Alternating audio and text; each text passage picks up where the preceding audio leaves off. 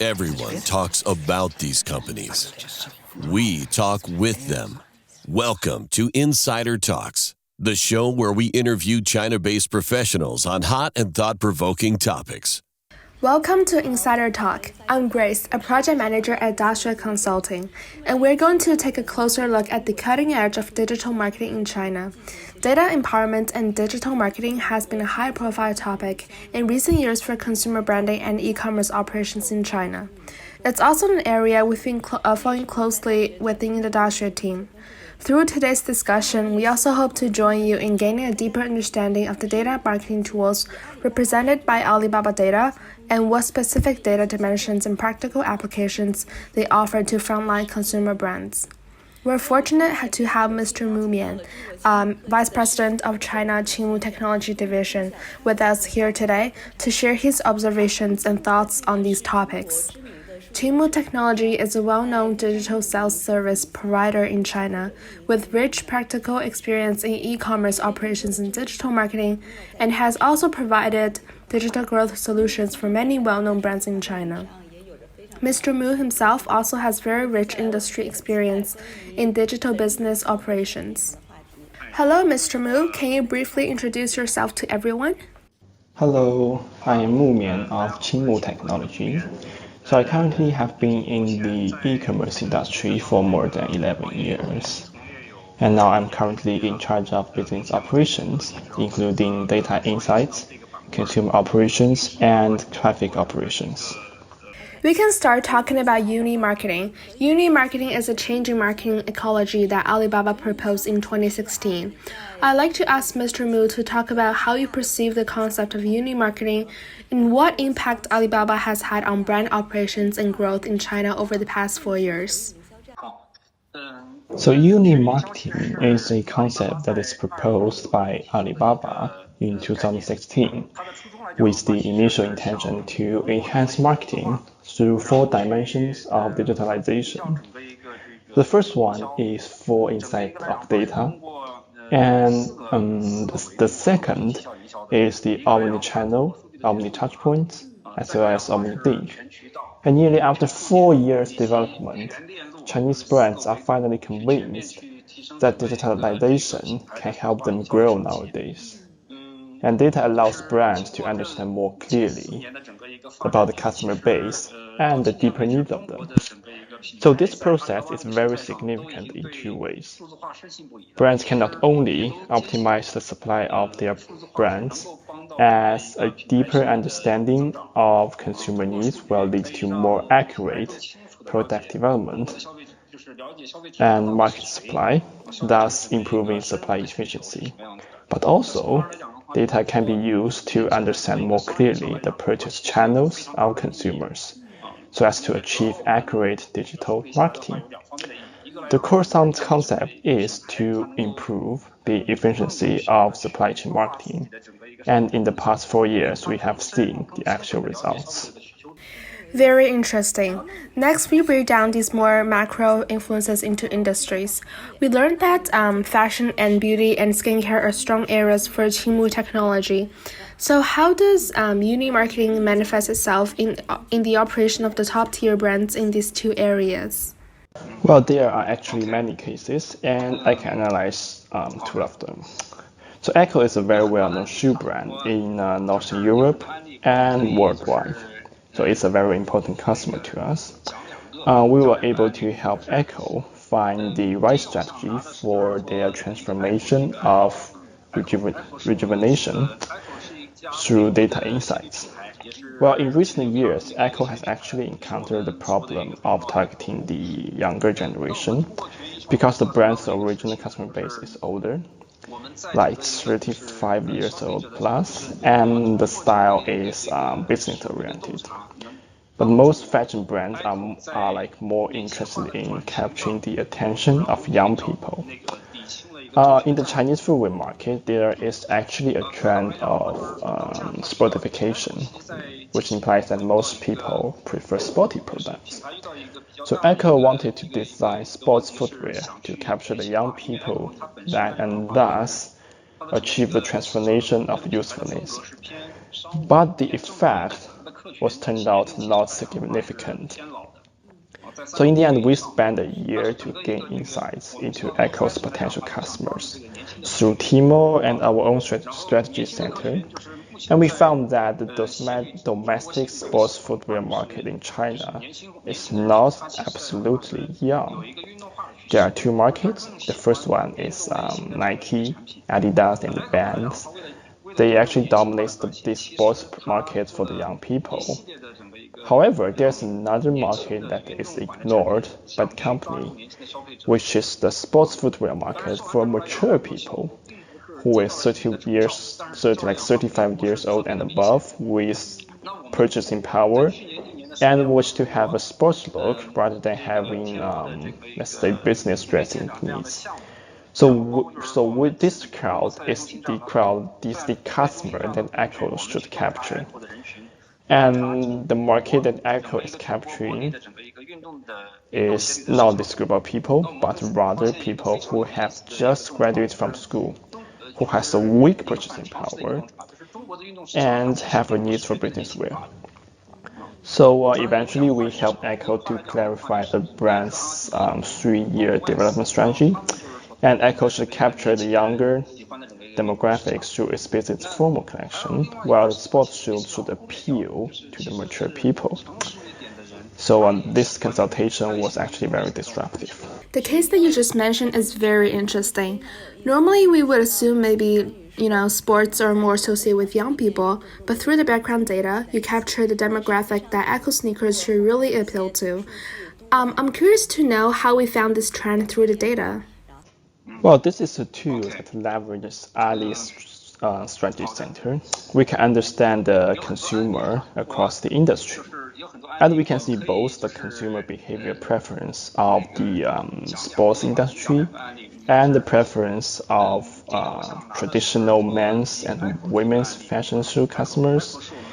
So comparing these two consumer groups, we found a lot of very interesting observations. So first, the data is more complete, and secondly, the dimensions of the data should be more complete as well. Because we want to understand the group information of customers, like what they bought, which brands they bought, and of course their searching behavior, like their searching patterns. So we can use this information to dig deeper needs, which can reflect a more segmented market. So our team also has a deeper understanding of the retail. And when industry understanding and the data are put together, disruptive results will occur. Very interesting.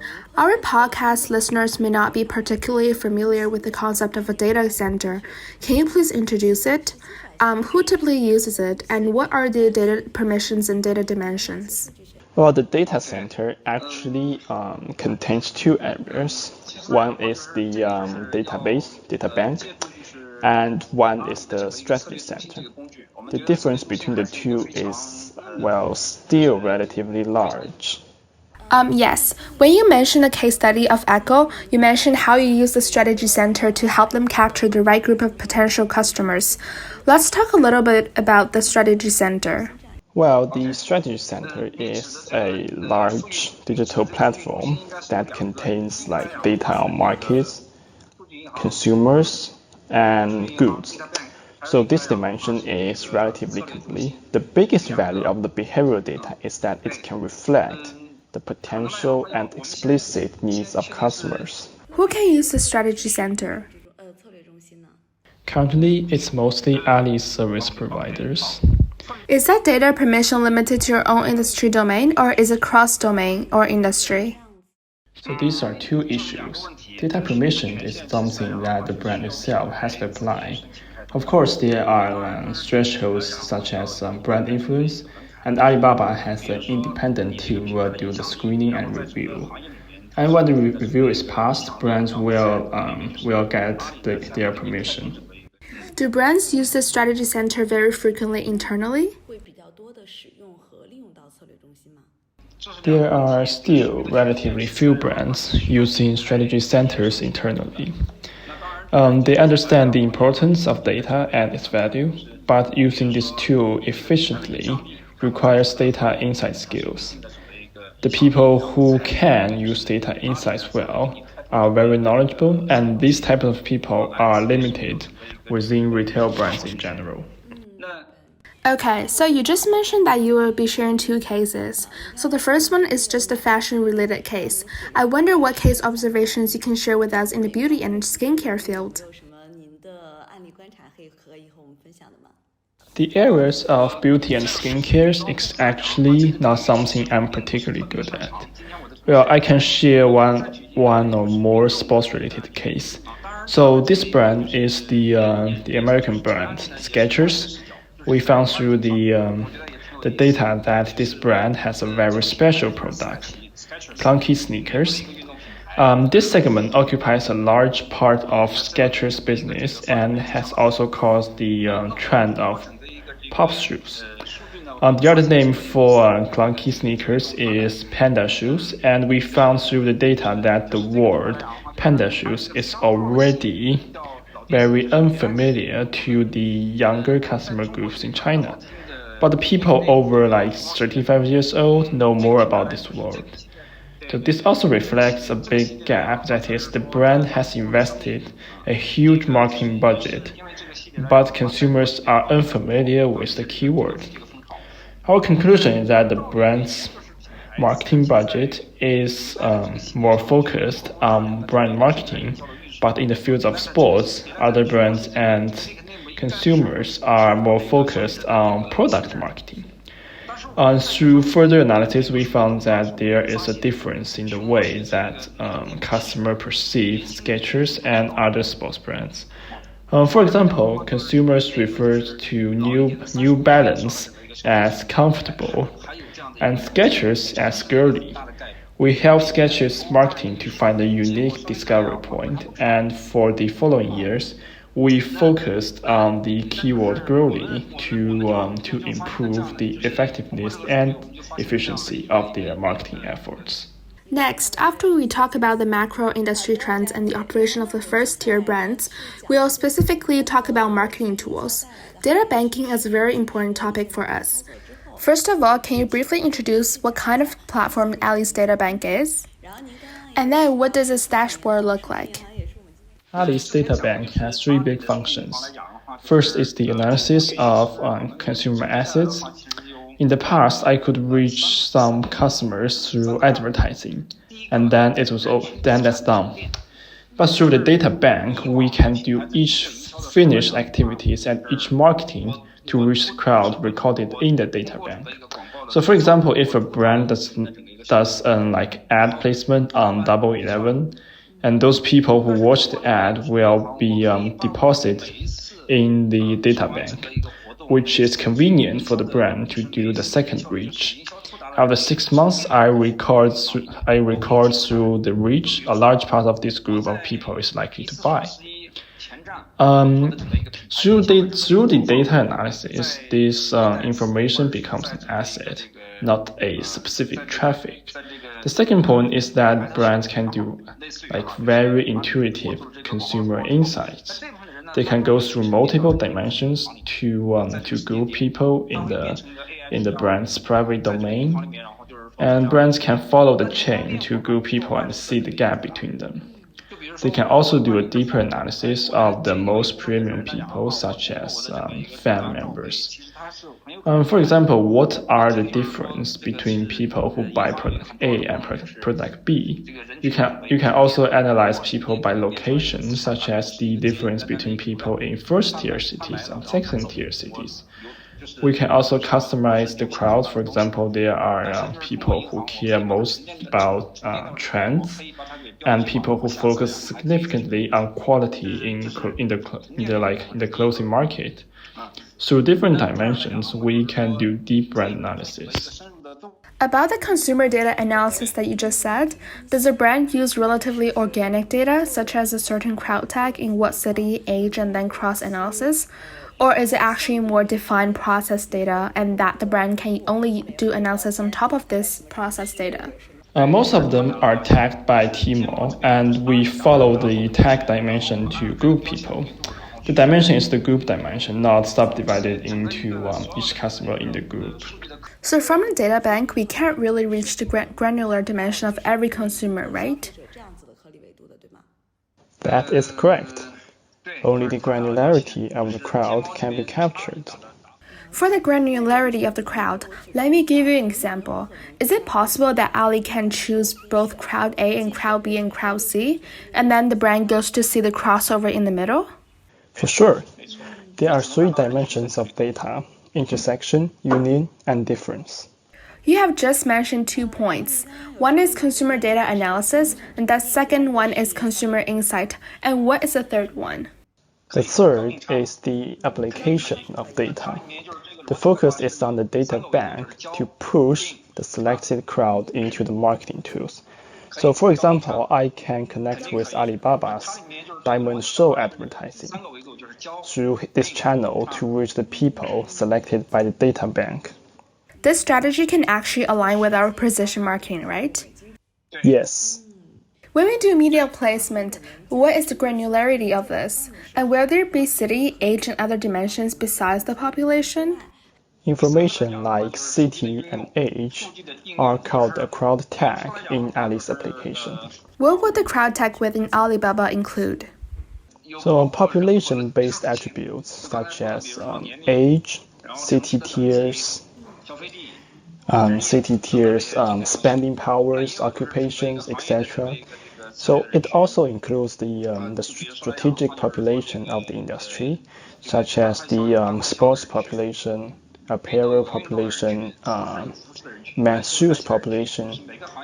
We can also circle people according to the commodity dimension, such as people who bought which products and which brands. We can also follow the shopping behavior of consumers, such as the keyword searched, like what content has been browsed and what item has been purchased.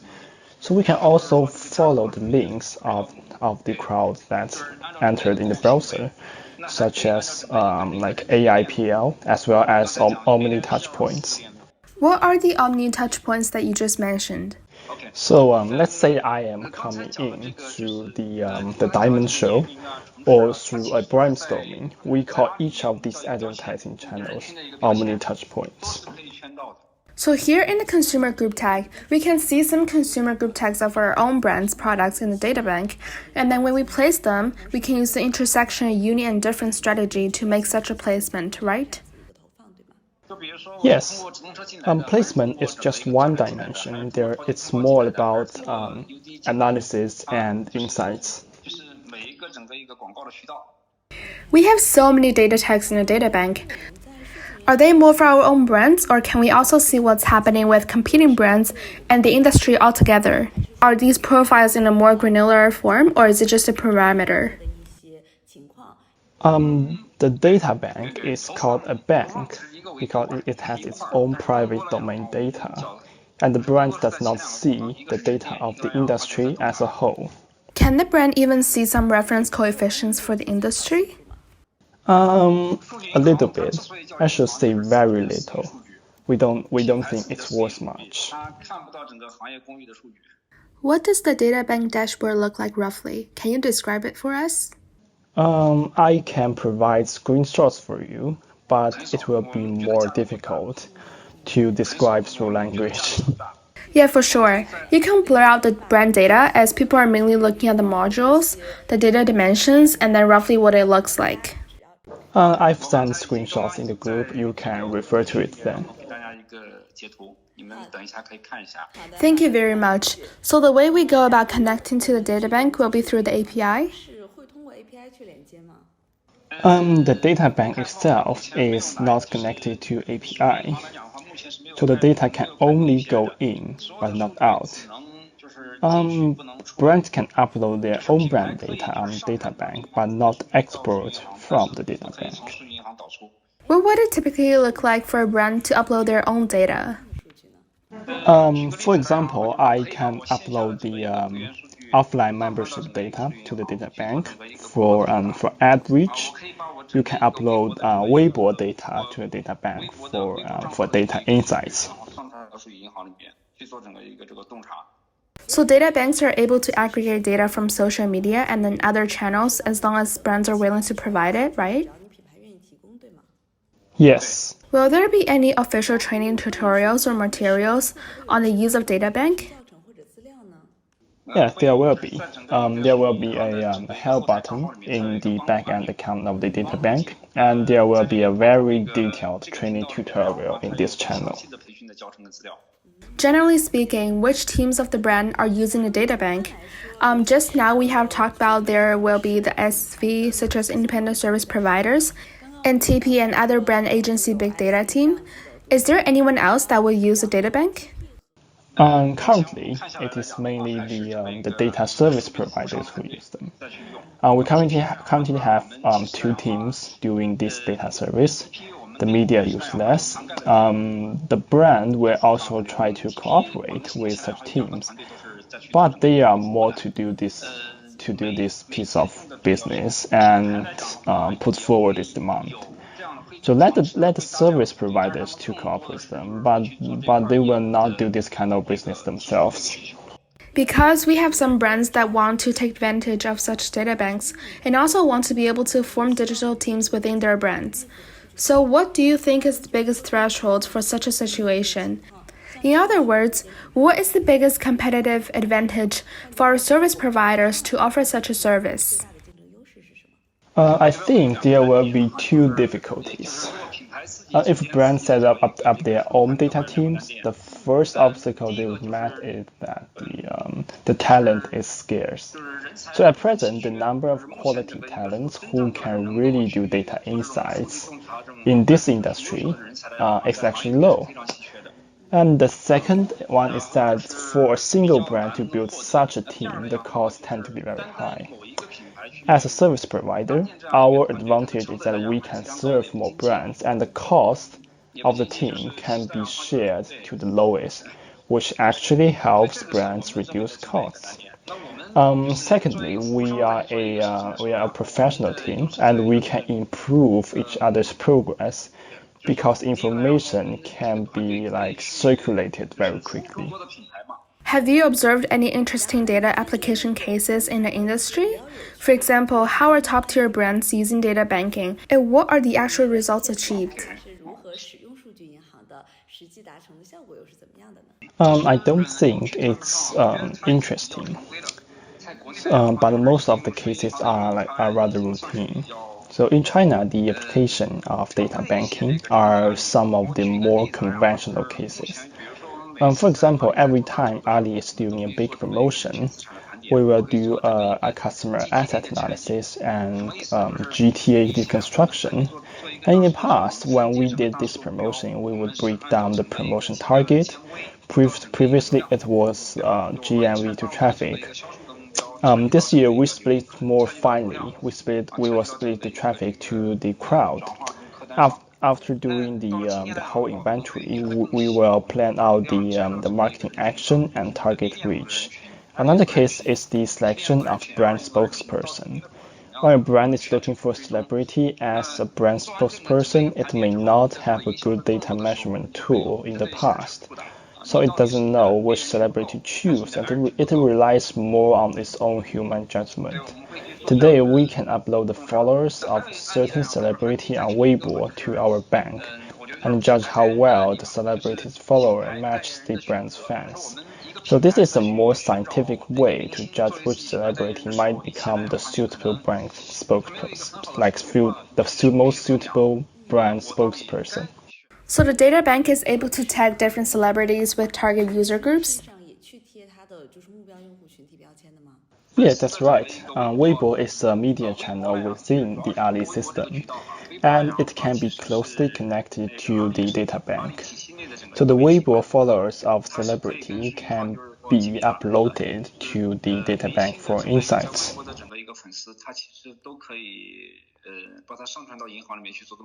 So similar to doing insights on celebrity users, is it a separate module or does it belong to a particular module? It belongs to the customer population analysis. You just mentioned that the current industry focus on targets such as GMV as KPI when doing a promotion, and then split it into different groups of people to ensure that the final results can achieve such KPI. Alibaba wanted to achieve accurate consumer targeting through refined user asset management when building the AIPL model. However, we have heard the argument that the predictive power of the AIPL model may not be sufficient to build the perfect predictive model in the actual marketing application because of the limited sample size of the analysis. Its explanatory power may not be that high, but rather increase the burden of brands' investment costs on Tmall. For example, a brand may want to invest 10,000 yuan to reach 100,000 GMV, just to give out an example. And then when we split it into different groups of people, it's not sure whether these groups can actually reach the real GMV. So the brand will increase its cost investment, and the overall marketing investment return on capital is not so high. I don't know if that's the case in the industry or not. We have not encountered such problem actually. We think the sample size of the data bank is large enough. Because when the population has not reached 2000, it is not able to form this population and provide such analysis.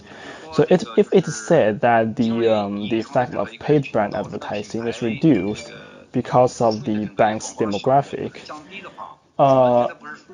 we will think it's not the problem of the data bank, but the strategy of media selection. For example, if brands use data banks to do a lot of diamond show placements, it will definitely lead to a lower marketing effect because the marketing cost of this channel is high and they do not have a professional team to analyze paid strategic advertising. They will have some deviations in this development of channel and will mislead the brand.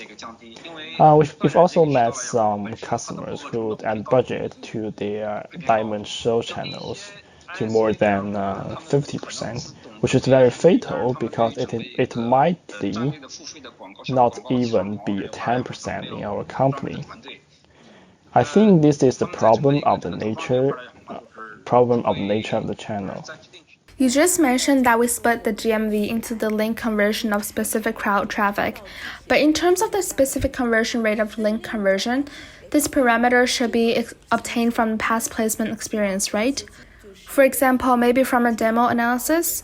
For example, the same crowd, how much money I put in, how much conversion return, how is such a conversion rate defined? Of course, based on historical data to do the extrapolation. How high is the explanatory power of the results of such derivation in general? The accuracy rate is basically above 95% if it is an established brand. If it's cross-industry speaking, for example, the consumer chain of the beauty section is more stable, or is the prediction pretty much accurate for all industries? For clothing, it will be a little bit more accurate because the entire width of the commodity is relatively wide, and the life cycle is also relatively short. The crowd interference factor will be less.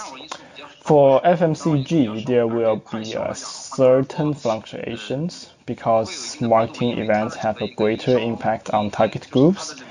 And a large market campaign can affect the size of the target audience.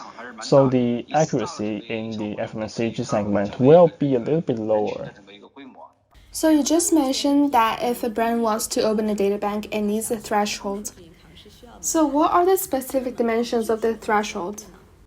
The threshold is not particularly high. The first is that the brand needs to pass the official data bank exam before it can apply for approval. The back office has special conditions for applying to open. I have heard before that it seems that a brand needs daily sales of 100,000 or more to open the data bank. Is that still the case? We haven't encountered such a problem. Maybe the brands we serve are relatively large. From the brand's point of view, if the volume is very small, there is no much point in opening a data bank.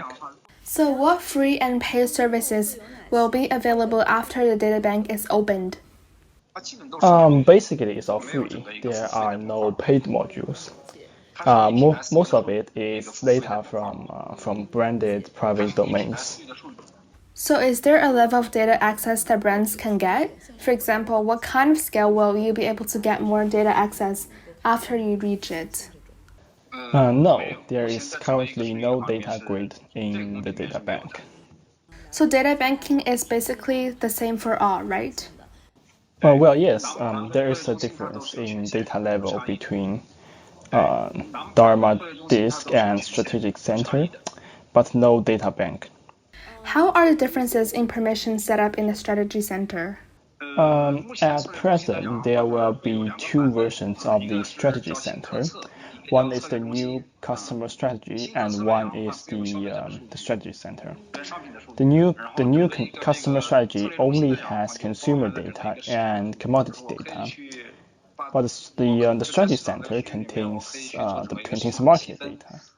In the market data, brands can do market segmentation, get the industry's transaction data, and the second is the difference of categories.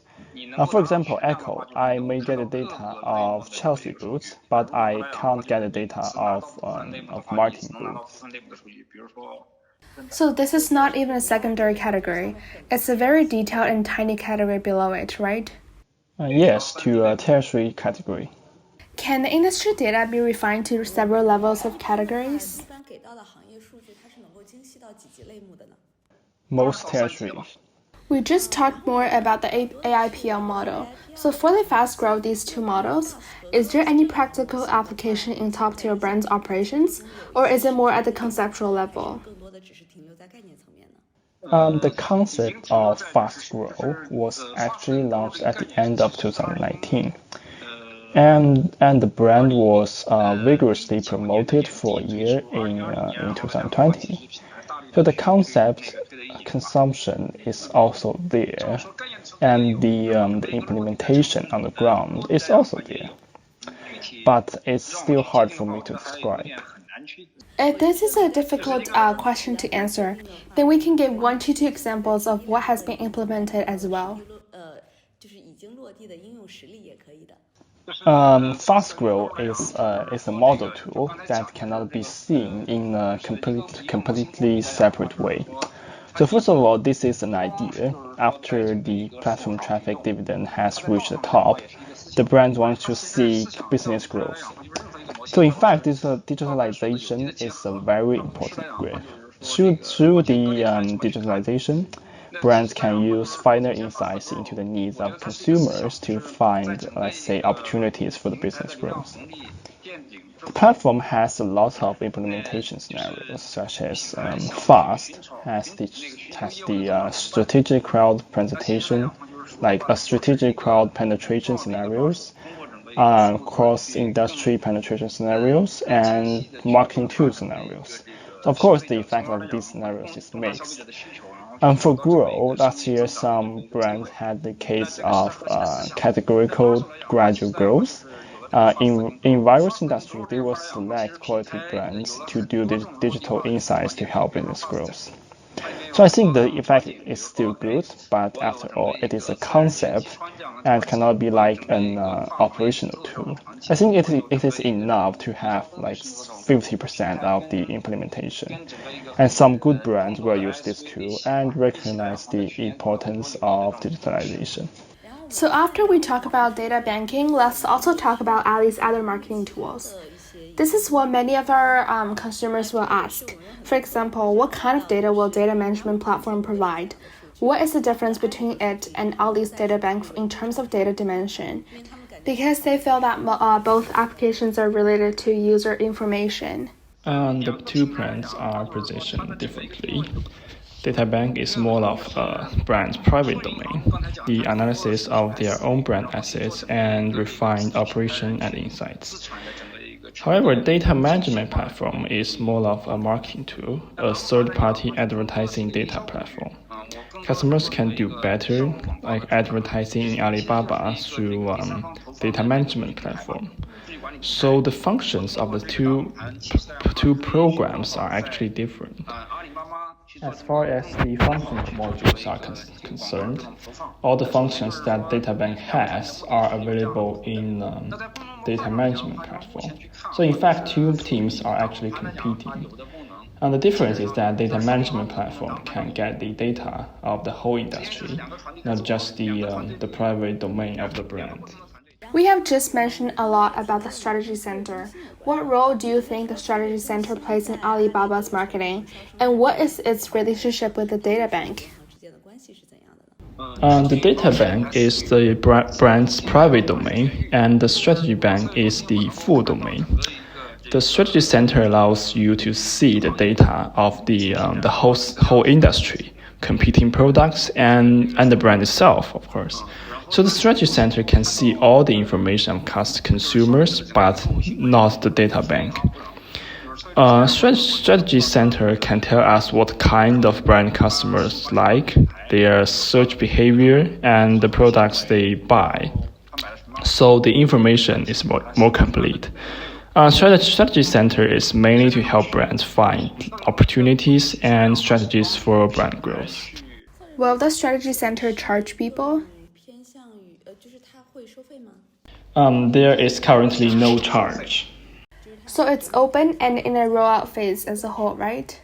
Well, it's limited open. Only the top tier brands will have access. We have just talked about the tags in the placement or in the data bank, as well as specific tags. Our customers will be curious to know how detailed these tags can be. For example, we just talked about demographic attributes such as age. Is it an age group, or is it something like blah blah blah years old? For example, is it a city? Is it divided by northeast, southwest? Or is it by tiers? Or can it be specific to a particular city? The current age is the age group, such as 18 to 24 years old, 25 to 29 years old. Like every 10 years, every 5 years span. City-wise, it is first-tier cities, second-tier cities like this, not to a specific city. In terms of Tier 1 cities, are we applying the traditional sense of Tier 1 cities or the new Tier 1 cities? The new first-tier city. So second-tier cities like Hangzhou are not being separated out either, right? This is a very specific question, and so I need to go back and confirm it. I'm worried it will mislead people. Any different applications will have different definitions of certain information. Okay, so all the systems are not entirely connected yet. No, there will be some deviations. We've explored very interesting topics, and we're very grateful to Mr. Mu for coming to our discussion today. And we love to hear your comments and interactions in the background. If you're interested in digital marketing strategy, you're also welcome to contact us afterwards. Thank you so much.